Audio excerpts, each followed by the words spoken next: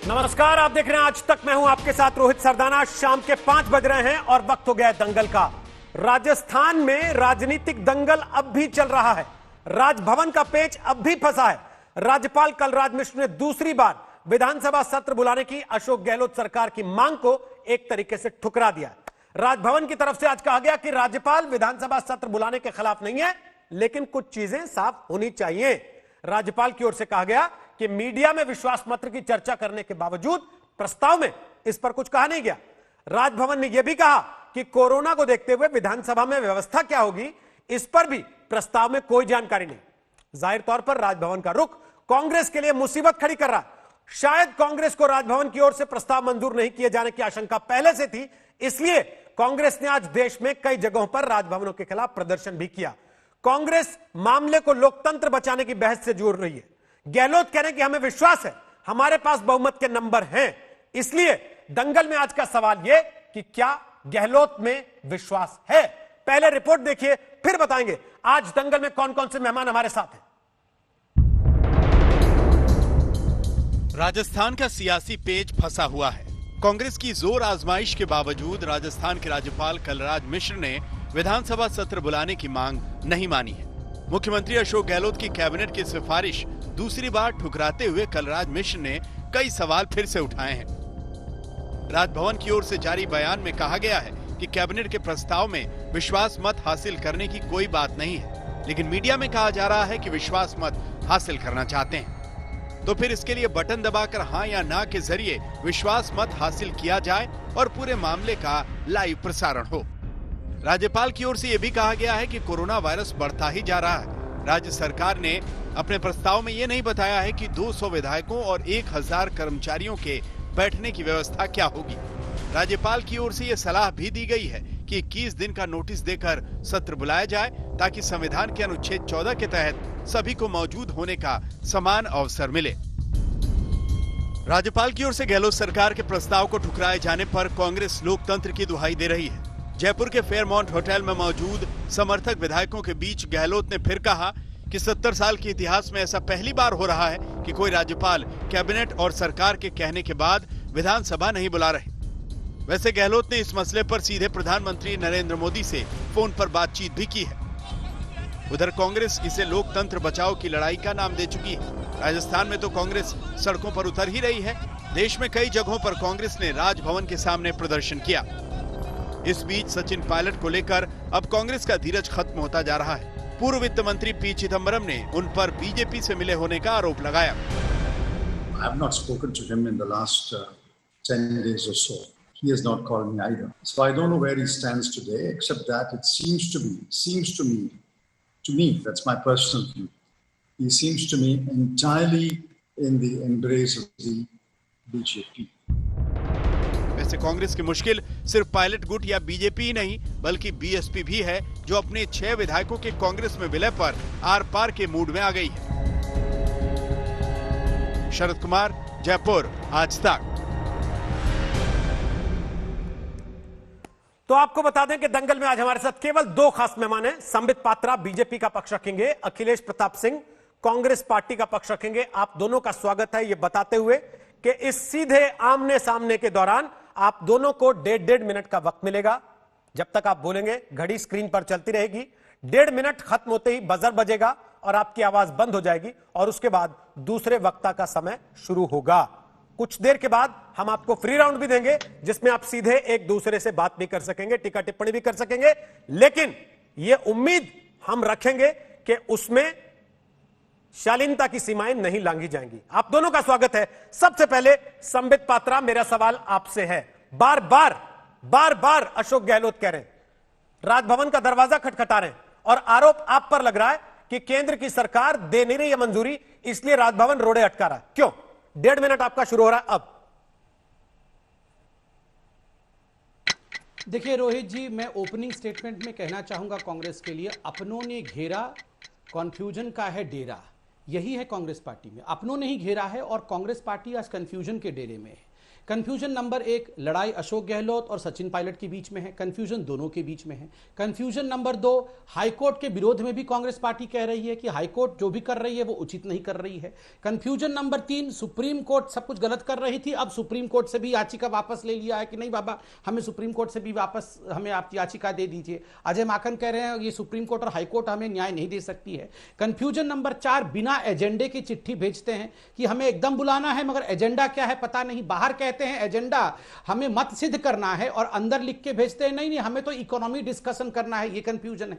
Confusion number 5, आप देखिए बिना कैबिनेट के प्रस्ताव को पारित करते हुए आप अंदर चिट्ठी भेजते हैं, ये गैर कानूनी है। आप कोई भी मत गवर्नर को भेजते हैं तो पहले आपको कैबिनेट की मंजूरी लेनी पड़ेगी। और अंतिम कंफ्यूजन है कि जो गवर्नर ने भी पूछा है कि आप किस प्रकार ये सत्र करेंगे, सत्र के कायदे के हिसाब से सोशल डिस्टेंसिंग कैसे होगी, 1000 कर्मचारी है, 200 आपके विधायक हैं, सिटिंग अरेंजमेंट कैसा होगा, इसका खाका बना के भेजिए। तो मैं स्पष्ट रूप से कह रहा हूं कंफ्यूजन का डेरा अपनों ने घेरा, यही कहानी आज कांग्रेस पार्टी का है। और इस कंफ्यूजन का ठीकरा भारतीय जनता पार्टी या प्रधानमंत्री या राष्ट्रपति या गवर्नर के सर पे फोड़ने के बदले अपने राहुल गांधी के सर के ऊपर फोड़िए, उनके पास जाके उनके दरवाजे को 1.5 मिनट हो गया पात्रा जी। अखिलेश प्रताप सिंह, क्या वाकई कांग्रेस पार्टी इतनी कंफ्यूज है जितनी संबित पात्रा को दिख रही है, या ये बता रहे?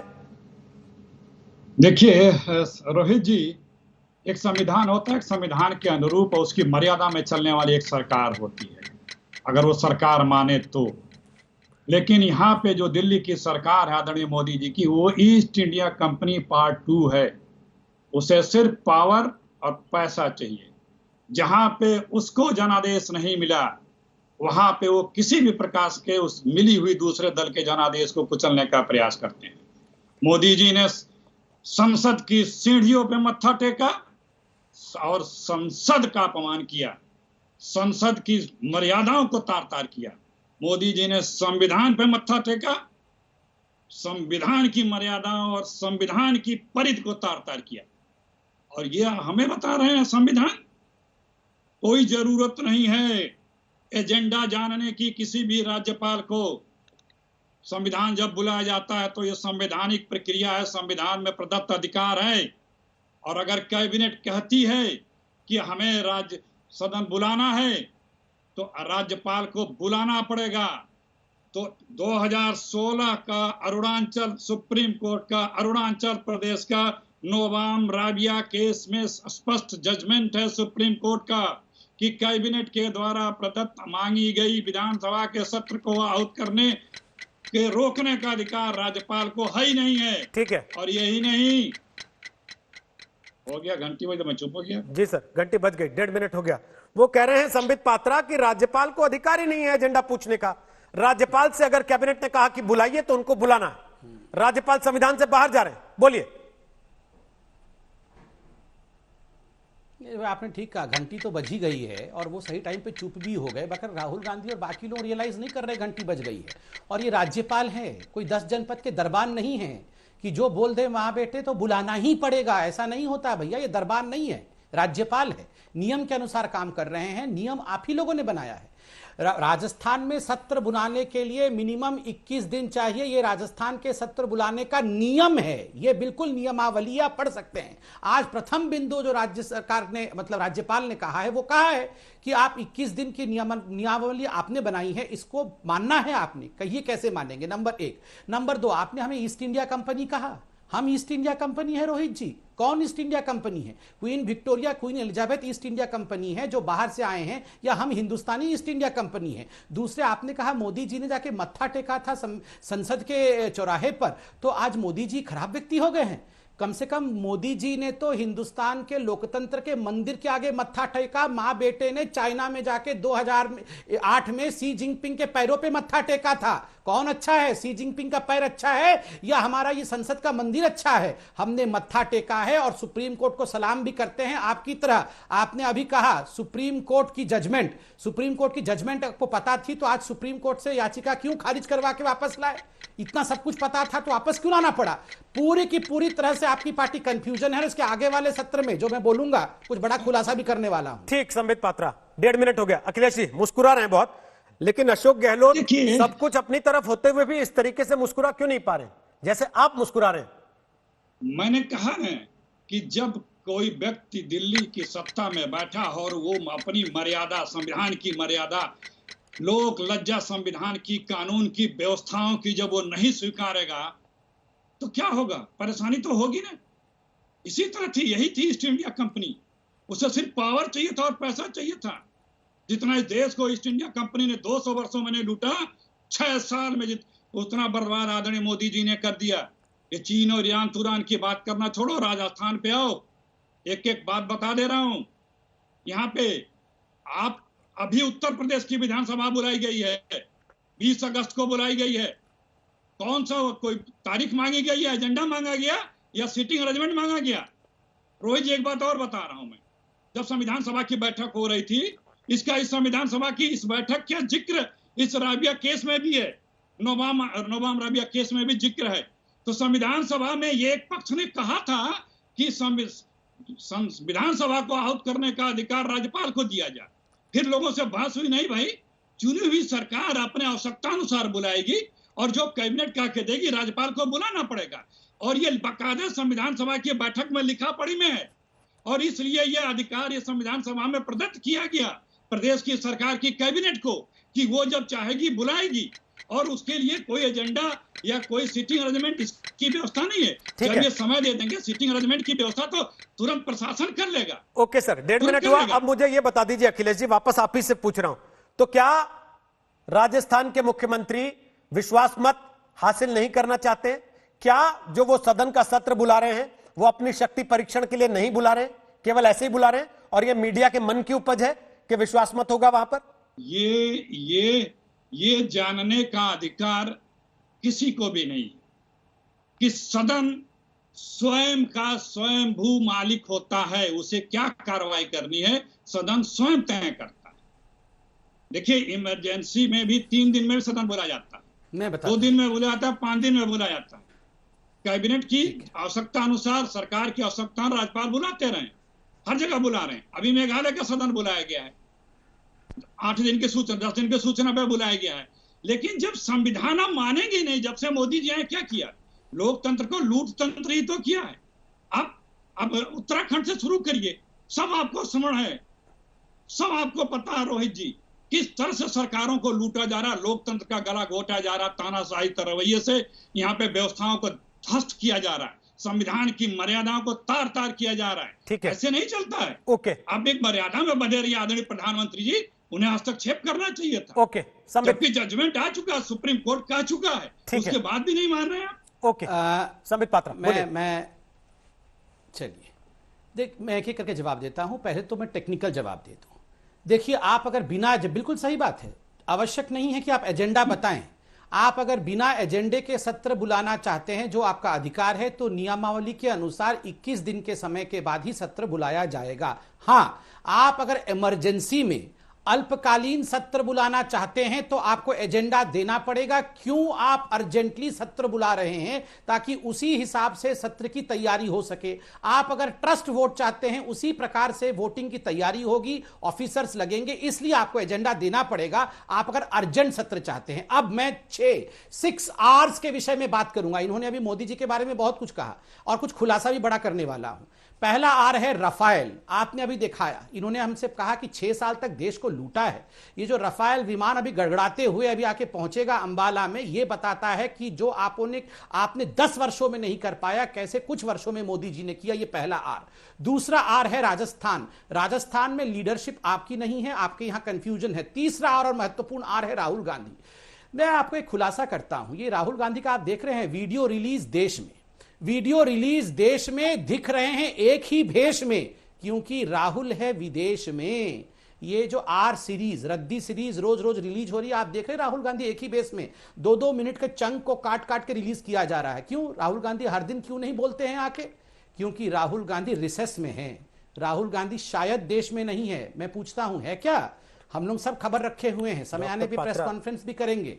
शायद देश में नहीं है। 1 घंटे का एक वीडियो बना करके, मैं रोहित जी मैं कंप्लीट कर लूं, मैं सिर्फ 10 सेकंड में कंप्लीट कर लूंगा, उसका जरूर आप पूछिएगा। 1 घंटे का वीडियो बना के रोज दिन 2-2 मिनट रिलीज करते रहते हैं। 11 मीटिंग डिफेंस काउंसिल की हुई, 1 मीटिंग में गए नहीं। राजस्थान के विषय में एक वीडियो रिलीज करके ये कहना कि भैया मैं अशोक गहलोत और सचिन पायलट को बैठा के समझा देता हूं, ये मेरा कर्तव्य है, वो नहीं दिखते हैं। फोन करना पड़ता है, चिट्ठी लिखना पड़ता है मोदी जी को। अशोक गहलोत जी किसको चिट्ठी लिख रहे हैं? चिट्ठी लिख रहे हैं मोदी जी को। किसको फोन कर रहे हैं? फोन कर रहे हैं मोदी जी को। एक दिन आपने देखा कि अशोक गहलोत जी ने कोई चिट्ठी, चलो गुमनाम चिट्ठी ही सही, राहुल गांधी जी के नाम पे लिख दिया हो? ये बताइए, अगर क्राइसिस आपके घर में है, आप किसको चिट्ठी लिखेंगे? आप अपने पिताजी को चिट्ठी लिखेंगे या बगल वाले के पिताजी को चिट्ठी लिखेंगे? अब डॉक्टर पात्रा, आपने इतनी बड़ी बात कह दी कि राहुल गांधी विदेश में है, लेकिन पीछे शायद लगा दिया। आप सर सत्ताधारी पार्टी के प्रवक्ता हैं और उसके भी मुख्य प्रवक्ताओं में से हैं जो रोज सुबह प्रेस कॉन्फ्रेंस करते हैं। अगर आप ये दावा कर रहे हैं कि राहुल गांधी विदेश में है, तो सुबह प्रेस कॉन्फ्रेंस करके क्यों नहीं किया? शाम 5 बजे की बहस के कार्यक्रम में शायद लगा के क्यों कह रहे हैं सर? चलिए मैं जवाब देता हूं। देखिए, मैंने तो शायद एलिजिडली, जिसको अंग्रेजी में कहते हैं, शायद मैंने इसलिए कहा क्योंकि तथ्य उसी तरफ दिखा भी रहे हैं, कई लोगों ने ट्वीट भी किया है, और समय आने पे हम प्रेस कॉन्फ्रेंस भी करेंगे। मैं तो आज 5 बजे के, क्योंकि 5 बजे का कार्यक्रम राहुल गांधी जरूर देखते हैं, मैं उनको एक चैलेंज देता हूं कि आप अगर देश में हैं, रिसेस में नहीं हैं, और आप अगर 1 घंटे के वीडियो में 2-2 मिनट काट के नहीं रिलीज कर रहे हैं, कल एक फ्रेश वीडियो राजस्थान के ऊपर रिलीज करिए और बताइए कि आप दोनों, अशोक जी को और सचिन पायलट को बैठा के बात करेंगे। मैं चैलेंज दे रहा हूं, मैं छोटा आदमी हूं, आप बड़े व्यक्ति हैं, मगर फिर भी मैं चैलेंज दे रहा हूं। लोकतंत्र है, चैलेंज तो दिया जा सकता है, और चैलेंज एक्सेप्ट कर ले। मेरे भाई यहां बैठे हुए अखिलेश जी, वो एक्सेप्ट कर ले, वो बता दे जाके राहुल जी को। अखिलेश जी, राहुल गांधी विदेश में है क्या? देखिए अनर्गल बातों का और ईरान तुरान, जिसके पास कुछ नहीं है जवाब देने का, उस पर क्या बता? पहले बोल गए, फिर कह रहे शायद हो गए, कुछ सिर्फ झूठ बोलने वालों का कोई जवाब नहीं। तो बीजेपी बड़ी झूठी पार्टी, इसका कोई अंत नहीं है झूठ बोलने का। आजकल बीजिंग जनता पार्टी हो गई चाइना के तरफ। अभी मोदी से कहो, मोदी जी क्या चीन बोल दो, चीन। मन की बात बोलेंगे, कोई बीच में बोल दे मोदी जी चीन बोल दीजिए, भाग जाएंगे। मन की बात बीच में छोड़ देंगे। अगर किसी ने कह दिया मोदी जी चीन बोल दीजिए, चीन, एक सब चीन का उच्चारण कर दीजिए। बात राजस्थान की हो रही है। शुरू किया था राफेल से, तालका में आ गया ना जजमेंट, आ गया ना तालका का। एक दिन, जिस दिन राफेल की जांच और उसके ऊपर मुकदमे चलेगी, भले 30 साल 20 साल लग जाएंगे, पता लगेगा, याद रखना। अब आपको मैं अभी बता दे रहा हूं। दूसरी बात, रोहित जी, ये प्रकृति का नियम है, हर मूढ़ व्यक्ति अपने से ज्ञानी व्यक्ति के ऊपर लांछन लगाता है, और उससे अपनी जब कुछ नहीं कर पाता है अपनी बौद्धिकता क्षमता के अनुरूप, तो वो उसे अपशब्दों का प्रयोग करता है और उससे घबराते हुए नाना प्रकार की बातें करता है। वही आचरण है रोजाना की बीजेपी के नेताओं का। राहुल गांधी से किसी भी बात का, किसी भी मुकाम पे मुकाबला कर ही नहीं सकते ये लोग, किसी भी, कोई भी हो बीजेपी में, आदरणीय मोदी जी से लगाए यहाँ तक। पर क्या वो वाकई विदेश में है, जैसा ये आरोप लगा क्या वाकई उन्होंने 1 घंटे का वीडियो बना दिया और हर रोज उसके टुकड़े रिलीज होते हैं? मैं बात दरअसल में ये है कि वो हमारे देश की संप्रभुता अखंडता की बात है, उस पर बात क्यों नहीं की जाती है, क्यों नहीं स्वीकारते हैं? यही है मोदी जी की खूबी बीजेपी की, कि हम स्वीकारेंगे ही नहीं तो उसे प्राप्त करने या उसे मीट आउट करने या उसको पूर्ण करने की जिम्मेदारी भी नहीं रहेगी। बात खत्म। अन्यथा एक चुनौती हो जाएगी ना, कि मैंने स्वीकारा है तो चुनौती स्वीकारी है, उसे प्राप्त करना है, उसे पूर्ण करना है, तो उसे स्वीकारो ही मत। आपने इनकी चुनौती स्वीकार की है, जो इन्होंने आपको चुनौती दी? अरे भाई देखिए, मैंने कहा ना, इस तरह की तमाम चुनौतियों को पहले ये स्पष्ट करके आए अपनी चुनौती, और डंके की चोट पे जैसा आपने बोला बोले। तो आप बताओ रोहित जी, पहले ये देखिए, तब तक आप भी डंके की चोट पे नहीं बोलेंगे कि राहुल गांधी विदेश में नहीं है? शंकाओं में मैं कह रहा हूं, शंकाओं का निदान, बीजेपी के शंकाओं का निदान बीजेपी के लोग करते रहे, क्योंकि खुद कंफ्यूज पार्टी है। ठीक है, यहाँ बात हो रही है, आज आपने डिबेट बोला है राजस्थान पे, राजस्थान पे भाग रहे हैं, क्योंकि राजस्थान पे जवाब नहीं दे सकते। ठीक है सर, संविधान की बात कर रहे हैं, 21 दिन की बात कर रहे हैं, राज्यपाल की बात कर रहे हैं, कोई भी एक मुद्दा एक पक्ष के पक्ष में नहीं है। मैं घुमा के राजस्थान पे वापस आ रहा हूँ, मेरा वादा है, राज्यपाल मैं राजस्थान पे वापस आ रहा हूँ और राजस्थान पे ही ये डिबेट खत्म होगी। लेकिन मेरा सवाल ये है कि क्या जैसे ये राजस्थान से भाग के राफेल और राहुल पे जाते हैं, वैसे ही आप राहुल से भाग के राजस्थान पे आ रहे हैं क्या? इसको वापस आके आपसे पूछूंगा, उसके पहले संबित पात्रा आपसे पूछ रहा हूं। एक, क्या आप मूल मुद्दे से भाग रहे हैं? पहली चीज। ठीक वैसे ही जैसे जब आपसे पूछा जाता है कि फोन टैपिंग में जो बातें हो रही हैं उस पर क्या जवाब है, आप बोलते हैं फोन टैपिंग किसने कराई, इसकी अथॉरिटी थी कि नहीं। आपसे पूछा जाता है राज्यपाल जो कर रहे हैं वो केंद्र के दबाव में तो नहीं कर रहे हैं, आप पूछते हैं राहुल गांधी विदेश में है कि नहीं, ये बताओ। चलिए मैं एक एक करके जवाब देता हूं, थोड़ा समय दीजिएगा। रोहित जी, पहली बात है, मैंने राज्यपाल जी ने जो चिट्ठी जारी की है उस चिट्ठी के आधार पर क्या बातें कही गई है मैंने यहां तथ्यात्मक रूप से रखा। दूसरी बात, यहां पर कांग्रेस के प्रवक्ता कहते हैं कि भारतीय जनता पार्टी के ऊपर जब भी राजस्थान का सवाल पूछा जाता है तो वो संविधान से दूर भाग जाते हैं। आप बताइए आज संविधान से कौन दूर भाग रहा है? मैं तो चैलेंज करके कह रहा हूं, आप जाइए हाईकोर्ट, आप जाइए सुप्रीम कोर्ट। ये हाईकोर्ट में गए, वहां मुंह की खानी पड़ी, हाईकोर्ट को गाली देते हुए सुप्रीम कोर्ट में गए, सुप्रीम कोर्ट से याचिका वापस लेना पड़ा। तो संविधान से और कोर्ट की पटल से कौन भाग रहा है? अजय माकन कौन है? आज राजस्थान में बैठे हुए हैं ना अजय माकन, ऑब्जर्वर के रूप में। परसों अजय माकन ने क्या कहा कि अब हमें हाईकोर्ट और सुप्रीम कोर्ट से भी न्याय की एक्सपेक्टेशन नहीं है। तो कौन भाग रहा है संविधान से? नंबर एक। नंबर दो, राफेल का विषय मैंने क्यों उठाया? इसलिए उठाया क्योंकि इन्होंने कहा 6 वर्षों से मोदी जी चोरी कर रहे थे। मैं यहां बताना चाहता हूं कि अगर संविधान पे विश्वास है, और अभी ये कह रहे थे अगर जांच हो जाएगी, अगर कोर्ट में राफेल चला जाएगा तो क्या होगा? तो क्या होगा? राहुल गांधी फिर से माफी मांगेंगे। माफी मांगे थे ना जाके नाक रगड़ के कोर्ट में झूठ बोलने के कारण। चौथी बात, यहां पर एक सच्चाई तो इन्होंने कह दिया। इन्होंने कहा कि जो मूढ़ व्यक्ति, मूढ़ मतलब मूर्ख होता है, मूढ़ व्यक्ति होता है वो ज्ञानी पर आरोप लगाता है। बिल्कुल सही बात है एक मूढ़ व्यक्ति, है एक मूर्खा व्यक्ति जो बार बार आरोप लगाता है और फिर माफी मांगते रहता है। और चौथी बात, मैंने राहुल गांधी की बात क्यों कही विदेश जाने की, क्योंकि आज चाहे गहलोत जी हो चाहे इनके सारे प्रवक्ता हो, ये अटैक करते हैं मोदी जी के ऊपर। ये क्यों नहीं चिट्ठी लिखते हैं राहुल गांधी को, क्यों नहीं मिलते हैं राहुल गांधी से? क्योंकि राहुल गांधी नहीं है। मैं अंत करता हूं ये कह के, रोहित जी, अगर आपने यही सवाल मोदी जी के लिए, अमित शाह जी के लिए या जगत प्रकाश नड्डा जी के लिए पूछ लिया होता कि नड्डा जी देश में है या विदेश में है, संबित पात्रा या कोई भी बीजेपी का प्रवक्ता छाती ठोक के कहता अरे मेरा अध्यक्ष काम कर रहा है, फलाने एड्रेस में है, जाओ देख लो जाके।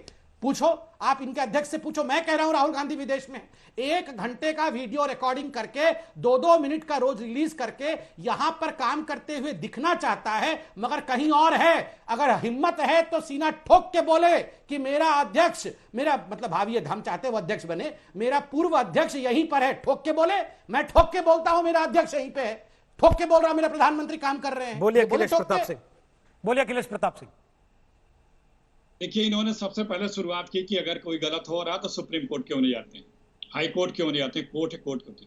हर अपराधी यही कहता है कि अगर जब मिली भगत करके वो अपराध कर लेता है तो फिर यही कहता है कि जाओ भाई कोर्ट जाओ। तो सरकारें फिर किस लिए हैं, व्यवस्थाएं फिर किस लिए हैं, संविधान किस लिए है, कानून क्यों है, एक्ट क्यों है? हर आदमी को फिर छोड़ दो, जाए जो चाहे, जो जबर पड़े वो अपने जबरई करे, और सत्ता बस बैठ के मलाई काटने के लिए हैं। ये बन के आए थे चौकीदार, बोलते थे हम हैं चौकीदार, और निकल गए हिस्सेदार। कहते लाएंगे अच्छे दिन, सबको कर दिया बर्बाद। कहा था देश नहीं झुकने दूंगा, आंखें बंद करके शर्म से शर्मसार हो गए चीन के आगे। कहते लाल लाल दिखाऊंगा, मुंह मोड़ के पीछे भाग गए। बोले थे भारत को विश्व गुरु बनाऊंगा, नेपाल तक आंखें तरे रहा है, गोली चला रहा है। अभी तक 2-3 लोग मारे जा चुके हैं हमारे भारतीय। कहते 15 लाख दे दूंगा, अरे सबका ले लिए जो था बैंक में। कहते 2 करोड़ नौकरियां दे दूंगा, अरे 2 करोड़ लोगों की नौकरियां हर साल ले लिया। बोले थे बेटी बचाओ बेटी पढ़ाओ। ये चुनौती साबित हुई। इनके राज्य में बलात्कारियों के साथ सपोर्ट करती है इनकी सरकार बीजेपी की। बोले थे बुलेट ट्रेन चलवा दूंगा, रेल मंत्रालय बंद हो रहा है, एयरवेज बंद हो रहा है, बीएसएनएल बंद हो रहा है, जिसमें डायरेक्टर ओएनजीसी का बड़ा बैंक करप्ट होता जा रहा है, भारत पेट्रोलियम बिक रहा है। कहते देश बिकने नहीं दूंगा, सब कुछ बेच डाला। आज लोगों को पता लग रहा है कि देश में कितनी संपदा कांग्रेस ने 60-65 वर्षों में खड़ा की थी कि हर रोज अरबों खरबों का बेच रहे, फिर भी अभी बिक ही रहा है। अखिलेश जी क्या बातें करोगे, सब चीजों पे बोल रहे हैं, मत भूलो ये देश की जनता है। अखिलेश जी, आज नहीं कल आपकी बारी आएगी। नहीं और आप इसी तरह से संविधान का माखौल उड़ाओगे, ठीक दूर अखिलेश फेंक जी, दिए लेकिन जाओगे। सबसे बड़ा सवाल ये है, कैसे बोल आप रहे हैं, सब चीजों पे बोल रहे क्या हैं। मेरा? आपको आवाज आ रही है मेरी? सुन पा रहे हैं मुझे आप?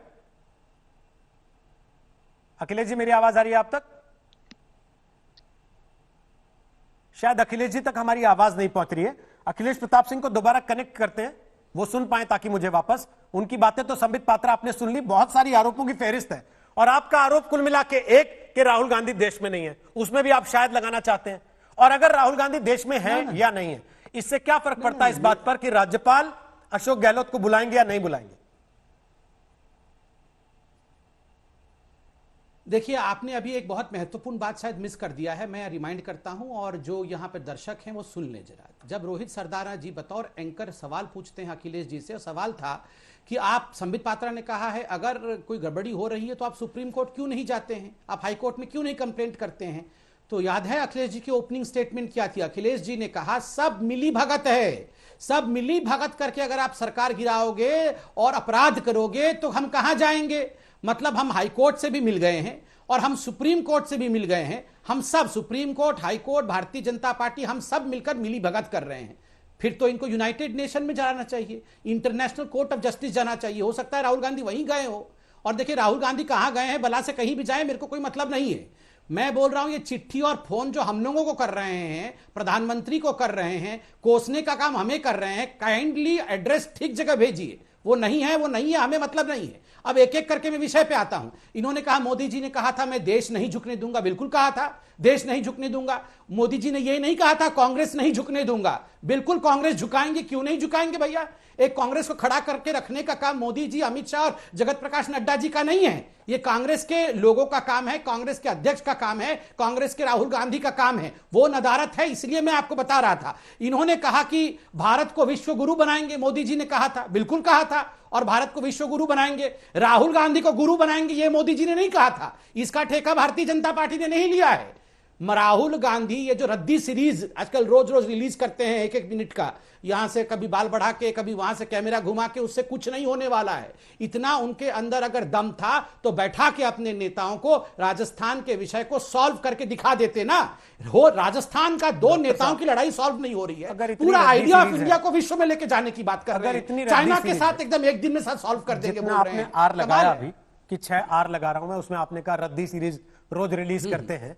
अगर इतनी रद्दी सीरीज है, आपको कोई फर्क नहीं पड़ता उससे, तो रोज सुबह प्रेस कॉन्फ्रेंस करके वीडियो आने के बाद जवाब क्यों देते हैं? पहली चीज। दूसरा, अगर आप ये मानते हैं 1 घंटे का वीडियो बना दिया, हर दिन 2 मिनट का इसलिए डालते हैं क्योंकि राहुल गांधी विदेश में है, तो हर दिन आप उस रिकॉर्डेड वीडियो का जवाब देने क्यों बैठते हैं?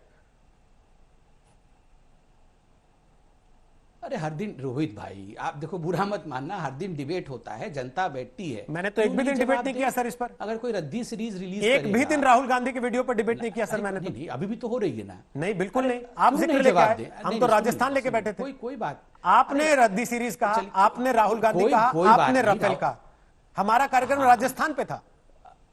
हाँ, तो बिल्कुल राजस्थान पे तो मैं बोल रहा हूं, मैं शुरू से राजस्थान पे बोल रहा हूं। मैं तो यही कह रहा था कि राजस्थान के विषय को लेकर अशोक गहलोत जी को वास्तविक रूप में जहां जाना चाहिए, आप खुद बताइए कहां जाना चाहिए। एक बार वो 10 जनपद में या राहुल जी के पास जाते हुए दिखे क्या? नहीं गए, क्यों नहीं गए, मैं यही पूछ रहा हूं, पूछते हैं, और ये बहुत महत्वपूर्ण है।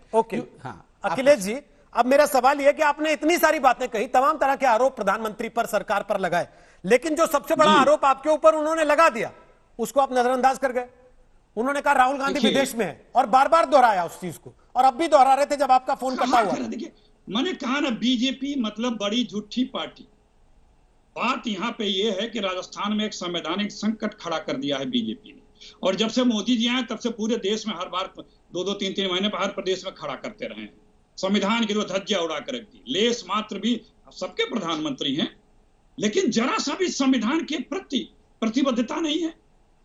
आज संविधान की रक्षा की बात है, जो संविधान का प्रमुख, सरकार का प्रमुख राज्यपाल होता है। हम राज्यपाल क्या, वो सरकार का व्यक्ति जाएगा नुमाइंदा कि कहीं और जाएगा?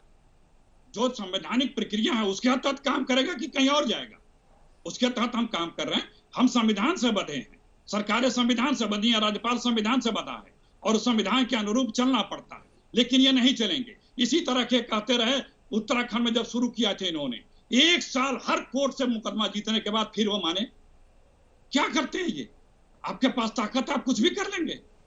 ये तो जंगल राज इसी को तो बोलते हैं कि मैं ये करूंगा, तुमको जाना हो तो जाओ हाई कोर्ट, सुप्रीम कोर्ट, मैं तो ये करूंगा। आप राहुल गांधी वाले सवाल से भाग रहे हैं। हर जगह ताकत पे बैठा व्यक्ति, संवैधानिक पदों पे बैठा व्यक्ति, जिम्मेदारी के पदों पे बैठा व्यक्ति अगर यही करने लगे तो इसी को तो बोलते हैं। आप राहुल गांधी वाले सवाल से भाग रहे हैं क्या? इसी को बोलते हैं जंगल राज।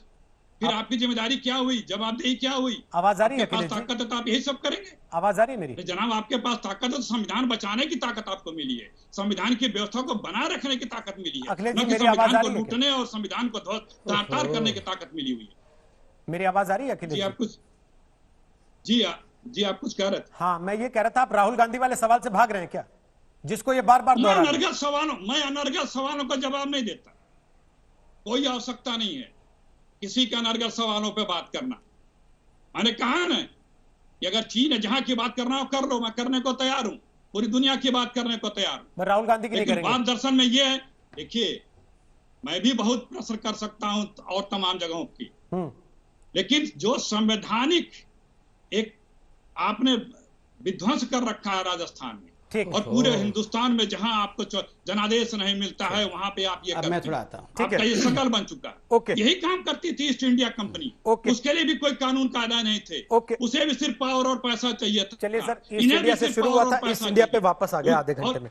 अब जरा एक तस्वीर दिखा देते, एक तस्वीर दिखा देते, एक तस्वीर दिखा देते हैं। जो संविधान की रक्षा न करे, हम सब संविधान से बंधे हैं। एक तस्वीर दिखा देते हैं, रफाल की, प्रदेश की सरकार या राजनीतिक दल हो, सब संविधान से बंधे हैं। देश संविधान से चल रहा है। एक रफाल की तस्वीर दिखा देते हैं। ताकतवर हो गए तो उसी को आप रोक देंगे। ठीक है, अब जरा एक बार राफेल की तस्वीर दिखा देते हैं, जिसका जिक्र अभी डिबेट में 2-3 बार हो गया कि राफेल वहां से उड़ चुका है और राफेल यहां पर आने वाला है। अब राफेल तो आने वाला है, राफेल पर राजनीति इस देश ने बहुत देखी। पूरा चुनाव एक तरीके से राफेल पर लड़ दिया गया और आज वो राफेल वहां से चल चुका है। कल तक भारत पहुंच जाएगा, अंबाला एयरबेस पर लैंडिंग होगी, उसकी भी तस्वीर हम आपको दिखाएंगे। फिलहाल जो उड़ान भरते हुए की तस्वीरें वो सामने टेलीविजन स्क्रीन पर दिखा रहे हैं। संबित पात्रा, बार बार आपने कहा कि राफेल पर ये बोलते थे राफेल तो आ रहा है, राफेल पर ये बोलते थे राफेल तो आ रहा है। सर राफेल तो आ रहा है, लेकिन राजस्थान में पायलट तो नहीं आ रहा आपके पास, तो क्या करेगा राफेल का? राजस्थान का पायलट जब तक नहीं मिलेगा तब तक राजस्थान की बाजी तो आप जीत नहीं पाएंगे। देखिए, राफेल जैसे बहुत ही संजीदा विषय पे मैं उस पायलट और इस पायलट के साथ नहीं जोड़ूंगा। ये बहुत ही देश का संजीदा विषय है और मैं आज, चूंकि आप राफेल दिखा भी रहे हैं उस विमान को, मैं आज धन्यवाद करता हूं नरेंद्र मोदी जी को और उनकी सरकार को कि किस प्रकार एक बहुत कम समय के अंदर इतना बड़ा एक मसौदा हुआ और वो सक्सेसफुल हुआ। कोर्ट में भी कुछ लोग गए मगर वहां पे भी मुंह की खा के वापस आना पड़ा। देखिए, हम राजस्थान के डिबेट में हैं, मैंने अखिलेश जी को सुना। आप अगर पूरे डिबेट को अगर कंप्रेस करके सुनेंगे तो एक शब्द बार बार गूंजेगा। आपने जो भी प्रश्न पूछा हो अखिलेश जी से, संविधान संविधान संविधान संविधान संविधान। मुझे आप बताइए रोहित जी, संविधान का कस्टोडियन कौन होता है? हाईएस्ट कस्टोडियन हाईकोर्ट के बाद सुप्रीम कोर्ट होता है। सुप्रीम कोर्ट में आज इनको याचिका वापस लेना पड़ा है। ये तो इनकी संविधान की पहचान और ये तो इनकी संविधान की हालत है जो इन्होंने कर रखा है। दूसरी बात है, ये इन्होंने बार बार कहा कि हम संविधान की रक्षा नहीं करते। आप जाके धमकाते हैं, आप जाके राज्यपाल को धमकाते हैं और कहते हैं राज्यपाल नहीं तो हम राष्ट्रपति भवन की भी उसको भी धरना प्रदर्शन करके घेर लेंगे, राष्ट्रपति को देश के घेरेंगे, और आप संविधान की बात करते हैं। और ये क्या 40 बार आप हम लोगों को ईस्ट इंडिया कंपनी बोल रहे हैं? आप तो MIC वाले हैं, MIC माइनो इंडिया कंपनी।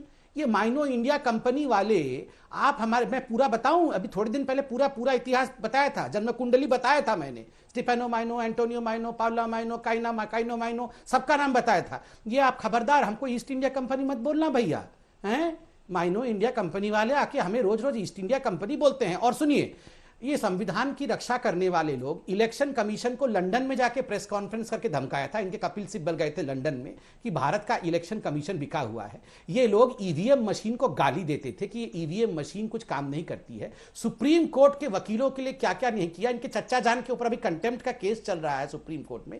ये संविधान की बात करेंगे? अरे अपना घर संभलता नहीं है। आपका लीडर विदेश चला गया है, 1 घंटे का एक वीडियो बना करके, यहां आप बैठ के मोदी जी को और हम लोग को कितनी भी गाली दे दो, लोगे? होगा कुछ नहीं, कान खोल के सुन लो, होगा कुछ नहीं। ये जो 2-4 बचे हुए हैं उनको बचाओ, ये टीवी पे समय मत गवाओ, जाके धर पकड़ के पैर हाथ पकड़ के बचाओ। अरे भैया मत जाओ, राहुल जी आ रहे हैं, थोड़े दिन बाद वापस आ जाएंगे, यहीं रुको, मिलेंगे, ऐसे करके बचाओ, नहीं तो सब चले जाएंगे। रोहित जी बोलिए अखिलेश जी। रोहित जी जिस तरह की भाषा और दम बहंकार हमारे मित्र संबित पात्रा बोल रहे हैं, ठीक यही लैंग्वेज ईस्ट इंडिया कंपनी भी बोलती थी। ईस्ट इंडिया कंपनी कुछ तो नहीं बहुत कर बड़ी पाओगे, वैदिक भाषा थी ना। कुछ नहीं कर पाओगे, मैं रही राज करूंगा, मेरे राज में सूरज अस्त नहीं होता है। और यही कांग्रेस ने उनको बर्किंघम पैलेस की चौखट पे जाके छोड़ आया। तुम लोगों को नागपुर की चौखट पे फिर नहीं भेजा तो याद रखना, बर्किंघम नहीं, बर्किंघम। अब 170 बर्किंघम पैलेस कहाँ पे लगेगा।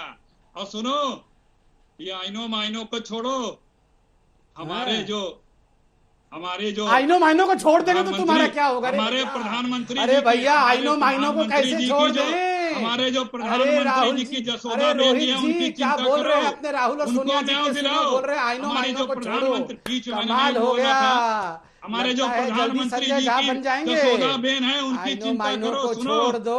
जसोदा अच्छा, बहन की चिंता करो, अपनी चिंता अरे करो, आइनो माइनो को अपनी छोड़ दें। अपनी चिंता करो, कहाँ अपने छोड़े परिवार आइनो की, माइनो को जसोदा बताओ। बहन की परिवार की, बीजेपी परिवार की चिंता चलो, करो, ठीक है। दूसरे की चिंता मत करो। ठीक है, और जो ठीक है, बोलते बैठो, हो बैठो, अब मैं ईसी, चिंता करता हूं। ईडी, ठीक है, इनकम ठीक है। टैक्स, सीबीआई, इन सबों ने तो अपना ऑफिस तुम्हारे बीजेपी कार्यालय में खोल रखा है।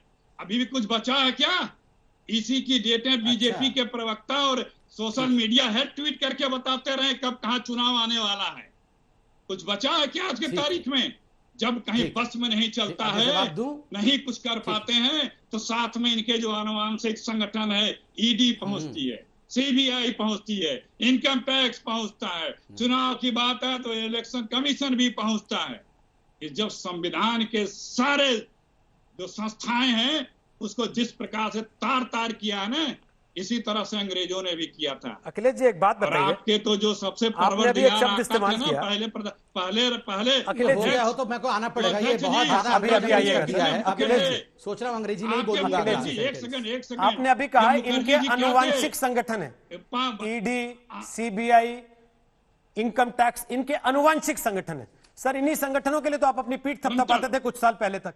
आप बोलते थे कि ये हमने बनाए, हमने खड़े किए, अब आप कह रहे हैं कि इनके अनुवांशिक है। राजस्थान में साथ पहुंचे, राजस्थान में देखिए रोहित जी कैसे पहुंचे साथ, जहां भी होता है। मैं इस बात से आपत्ति नहीं कर रहा हूं कि आप इन पे ये आरोप लगा रहे हैं कि ये इसका इस्तेमाल कर रहे हैं, लेकिन एक जिसको आप पैदा करने का दम भरते हैं कि हमने खड़ा किया, हमने पैदा किया, उसी को आप इनका अनुवांशिक बताएंगे तो कैसे चलेगा फिर?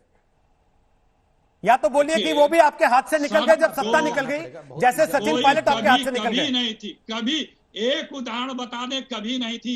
यही मुलायम सिंह मायावती, 3600 बार के उदाहरण है सर इनके, जिनके लिए आज आप उदाहरण देते हैं मायावती के लिए 3 दिन से कह रहे हैं।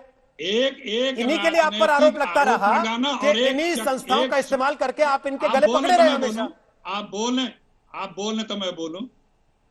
देखिए, एक राजनीतिक आरोप किसी के द्वारा लगाया जाना और एक आंखों से दिखना जिसको सब लोग देख रहे हैं, तो दोनों में फर्क होता है। सब लोग या कांग्रेस? मोदी जी के कार्यकाल में इन आनुवांशिक संगठनों के क्रियाकलाप किस तरह से हैं, जैसे फ्रंटलाइजेशन कार्य करते हैं उस तरह से कर रहे हैं। और एक जगह नहीं, हर जगह। आप कांग्रेस की आंख को सबकी आंख क्यों समझते हैं? कर्नाटक की सरकार का चुनाव गिराना बगाना हो, अब मध्य प्रदेश का हो, उत्तर या राजस्थान का हो, कहीं का भी देख लीजिए, उत्तराखंड का हो, गोवा का हो, अरुणाचल का हो, मेघालय का हो, सब जगह सक्रिय हो जाते हैं बराबर से। जहां जहां आप पैर जमाना चाहते थे वहां वहां आप ये कह रहे हैं कि इन्होंने संस्थाओं का दुरुपयोग करके आपके पैर उखाड़े, लेकिन सचिन पायलट ने तो पैर जमा दिया था, उसका पैर आप ही लोगों ने उखाड़ा ना। अभी वापस आऊंगा अखिलेश जी, अभी संबित जी कुछ कहना चाह रहे हैं वो कह लें, फिर वापस आऊंगा आपके पास। बोलिए संबित पात्रा, दीजिए जवाब। देखिए, मैं तो एक एक बात इनकी ध्यान से सुनता हूं। इन्होंने कहा कि ये जो इलेक्शन कमीशन है और जो ईडी है, ये बीजेपी के दफ्तर के अंदर इन्होंने अपना दफ्तर खोला हुआ है, मतलब इलेक्शन कमीशन भी और ईडी भी। चलिए, आपको लगता है कुछ गलतफहमी हो गई है, आपको लगता है कि बीजेपी और इंडिया को आप, भारत को आप पर्यायवाची शब्द के रूप में इस्तेमाल कर रहे हैं, क्योंकि जब सर्जिकल स्ट्राइक हुआ था तब आप कह रहे थे कि ये डीजीएमओ भी जो है और ये जो आर्मी का चीफ है ये भी बीजेपी हेडक्वार्टर से ऑपरेट कर रहे हैं। तो जो भी भारत के लिए अच्छा करता है आपको लगता है वो सब बीजेपी के दफ्तर से कर रहे हैं। मगर आपने कहा दफ्तर खुला हुआ है, ये जो MIC माइनो इंडिया कंपनी है उसने बीजिंग में दफ्तर खोला हुआ है। याद है सलमान खुर्शीद, जब स्टैंड ऑफ हुआ था, सलमान खुर्शीद बतौर एक्सटर्नल अफेयर्स मिनिस्टर बीजिंग में गए थे। उनसे पूछा गया बीजिंग कैसा लगा, ओहो इतना सुंदर है बीजिंग कि मेरा दिल कर रहा है मैं यही बस जाऊं।